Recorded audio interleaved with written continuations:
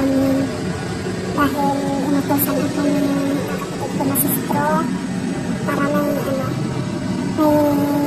kakausapin ako doon. Kaya nandito na ako para maghintay ng kung anong oras ang biyahe. Dito na ang aming sasakyan na bus. Ang ganda na rin ang kulay ng partas. Dati ang kulay ng partas, ganito pa rin pero medyo dark blue na talaga siya. Ganda na siya. Kaya maghintay na lang sa oras ng pag-alis.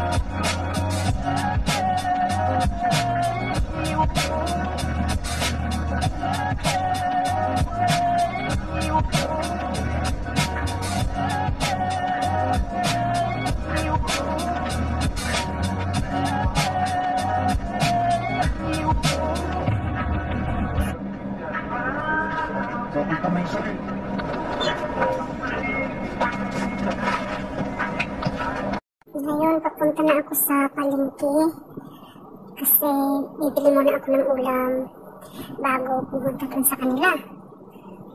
Ayan. Sari-sari. Bibili muna kasi bilhan din natin pasalubong ang mga pamangkin. Ay, ako na pala namin sa tuhod yung pamangkin kasi namin yung nandito. At ngayon, dahil nakabili na ako ng pang-ulam, lutuin, isda, at karne. Ayan, papunta na ako dun sa kanila. Punta na tayo dun sa kanila. Madaming pagbabago ang San Fernando La Union. Yan, banda dyan siya nagtatrabaho, sistro. Hindi ko ma-iano kasi may katabi ako ditong sa boardwalk. Dito sa kabila, doon sa kabila. Doon naman siya nag-aral ng caregiver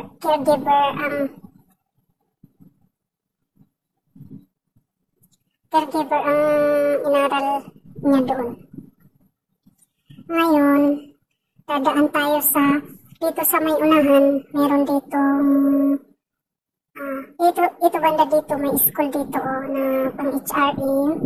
Tapos dadaan tayo ngayon na sa monumento. Ang monumento doon sa pakanan, ang madadaanan natin ay ito pa ang Madayigdig. Dati rin siyang nakatira dito sa Madayigdig. Yung Madayigdig is yung sa SSS na mga bahay. Bibili sana siya noon, may boyfriend pa siya pero hindi natuloy. Ayan, dadating na tayo sa monumento dito sa San Fernando La Union. Itong puti na to, yan ang monumento. Papasok doon, andun yung mga kantahan, mga pumupunta sila sama-sama ako. Mayroon din sa unahan na mga beach, maraming beach doon, mga kaboses. Tapos nandun din yung ang hotel na Thunderbird, may bago din pagawaan. Dito naman sa kaliwa, papasok doon yan ang tinitirahan ni Stro sa Sevilla Heights. Yan yung may puting sasakyan. Yan, papasok yan doon sa kanila. Ang doon naman sa pwestong banda sa kanila, ay nandoon yung Pag-ibig na SSS na mga building doon. Tapos mayroon din bagong resorts pero Pinakukuhaan din yun ng video ng pamangkin namin, pinapunta doon mamaya, pupunta din mamaya doon ng pamangkin ko kasi pinakukuhaan ng video ang dati niyang tirahan kasi sa harapan ay mayroon na daw din mga ginawang building resort. Ayan. Ang dami na rin nagbago sa San Fernando, La Union kasi dati wala pa ang SM, wala pa ang Robinson. Yun. Yun ang mga nadagdag kasi kanilang mall dito noon, CSI lang ang pag nagro-grocery si Straw kasama ang aking misis kasi nagtrabaho ako sa Pangasinan noon. Dito kami umuwi sa bahay niya muna. Malayo kasi sa Manila. Ayan. Unahan nito, mayroon itong hospital na, malaking hospital na provincial hospital. Yun, may provincial hospital dito. Unahan doon sa kanila. Kasi pupunta muna. Pagkatapos lang na, kasi limited lang ang oras ko, uuwi din ako mamayang gabi. Pagkatapos doon sa, ay kung hindi ako madala sa oras, kung hindi ako makauwi mamayang gabi, madaling araw nito kasi diretso din ako sa trabaho ko sa Bulacan. Inutosan lang ako, sinun ko lang baka uuwi na. Sistro, baka mag-forward na siya, baka may plano siya. Hindi ko pa pwedeng sabihin kasi madulas na naman ako, mapagalitan na naman tayo. Ayun. Tapos, meron din dito mga hotel. Ano to? Oasis. Yan, may mga hotel din dito. Marami din ano dito.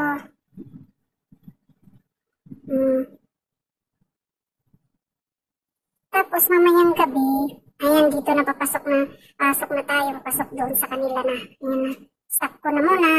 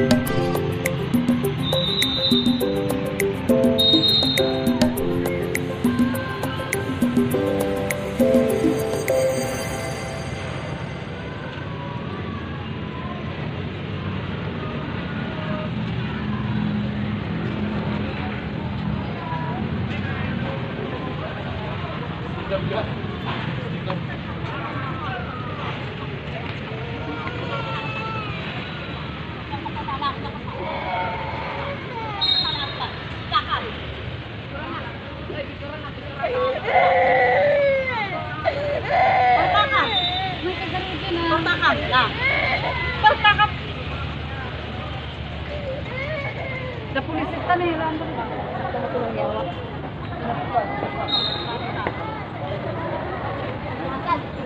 mga kasi kapisa. Oo.